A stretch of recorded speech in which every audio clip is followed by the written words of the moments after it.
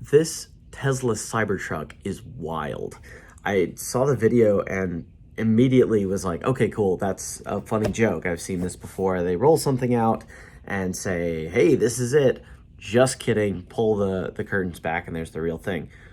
But it didn't happen. Like, that's actually what they're going to build, or supposedly.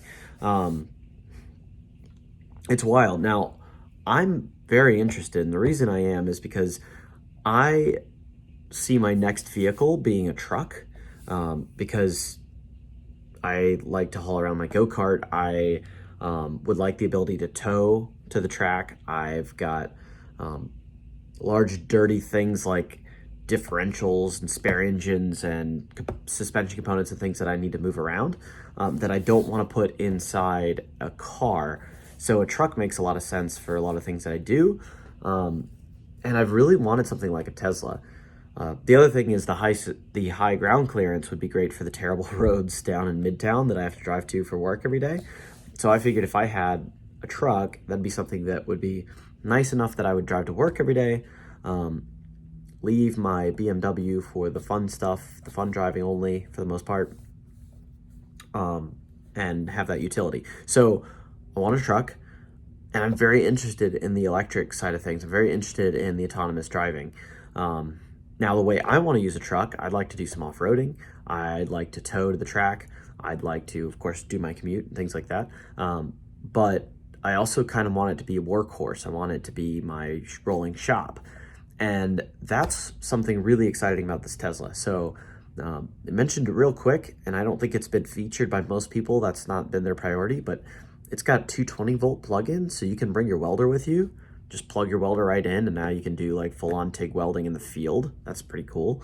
And also makes sense for an electric vehicle to have lots of, electric availability for tooling and everything. And it's got an onboard air compressor. So if you can hook up a chuck and plug in your air tools and be able to use those at the track, like, that's a big deal. Those two availabilities are really awesome. The concept of pulling the chassis to the exterior is really interesting. I mean, I'm not going to go around hitting my truck with a sledgehammer, but I also would like to be able to do stuff like push over a tree or something. Like, yes, you can do that with modern trucks that have steel bumpers with just the bumpers, but it's nice that you've got the kind of durability to deal with that everywhere. Saves you from buying rock sliders and everything like that.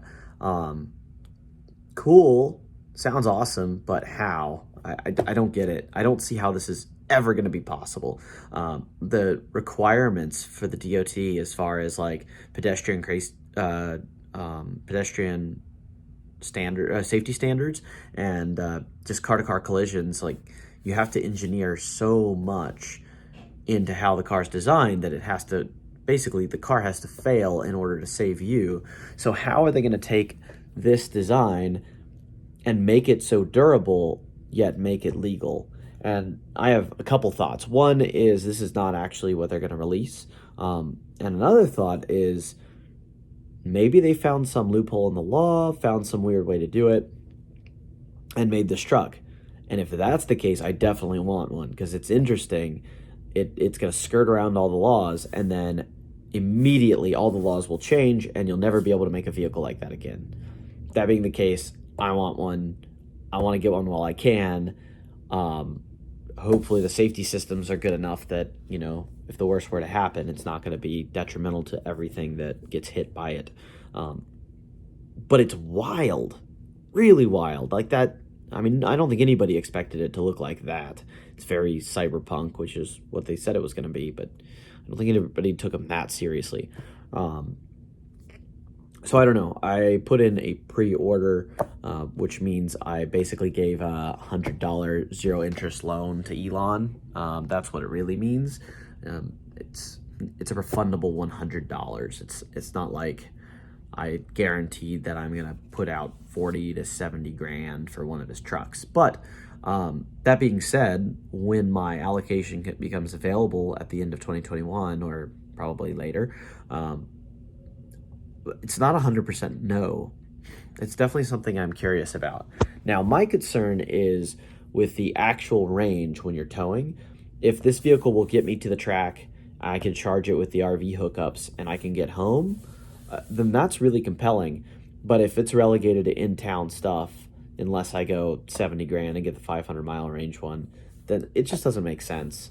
So I don't really know where I stand. I can get over the looks, honestly. I don't hate it for the capability that's going to have. And I think, honestly, I'd come to like the looks because it's so wild. But yeah, I mean, that's my thought. I put the $100 in, and I will take it seriously when that allotment becomes available, and I'll consider it. So Tesla Cybertruck, maybe.